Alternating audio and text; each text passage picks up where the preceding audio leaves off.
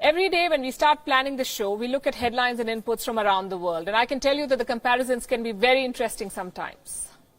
I've got one for you. Sample this.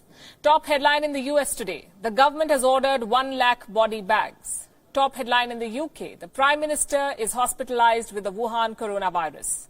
Top headline in India. Parliamentarians have taken a 30% salary cut. The top headline in Japan. The government will declare an emergency as cases soar. Do you know what's the top headline in China? Tourist places are packed with people. Business is back on track. Beijing says it has won this battle. The state media is reporting figures of recovery and beaming images across the world. Images like these. This video is from Huangshan. It's a popular mountain range in China. Thousands of people gathered there over the weekend. Take a good look first.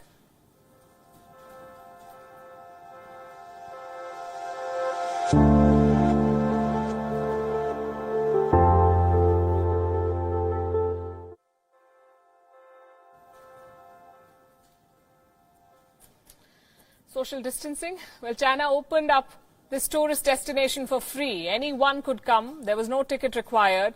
The state media says the mountain range had to close early because the number of visitors was more than the daily limit.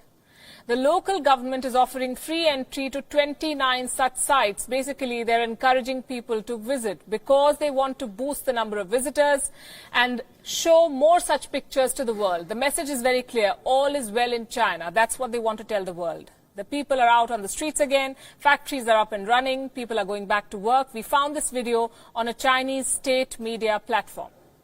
And that's precisely why we decided to challenge it. Chinese state media only shows what the government wants you to see. We found other reports then which paint a totally different picture.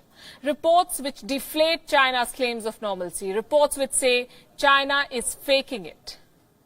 This one, for instance. Cakesin is a business publication. It says the lights are on in factories in China, all right. The machines are running, but there is no output. It's a farce. It's an act. The factories are running, but they're not producing anything. China would have you believe that people are going back to work. This is a report in Xinhua. Xinhua is the state-run news agency of China. And this report says 88% of agricultural enterprises have quote-unquote restarted business.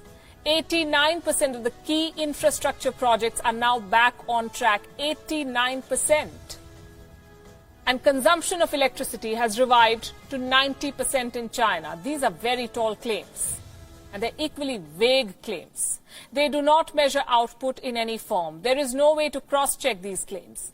China is often accused of fixing numbers, GDP, foreign direct investment, unemployment. Such data from China has been called, quote-unquote, aspirational rather than descriptive. Well, here's the latest example. Manufacturing activity in China had hit a record low in the first 2 months of this year. But in March, there was a magical turnaround. The figures show a significant spike. Economists are stunned at such a rebound. And now reports say it may be fake. Cakesin's report explains this gap in data. It says local governments are under a lot of pressure in China and they've been given targets.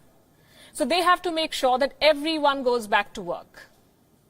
And they're cooking the books. So factories are open, but they're not making anything. As long as the lights and machines are on, there should not be any problem. That's what they think. The dragon excels in deceit. And this is the latest example, the illusion of economic recovery in China.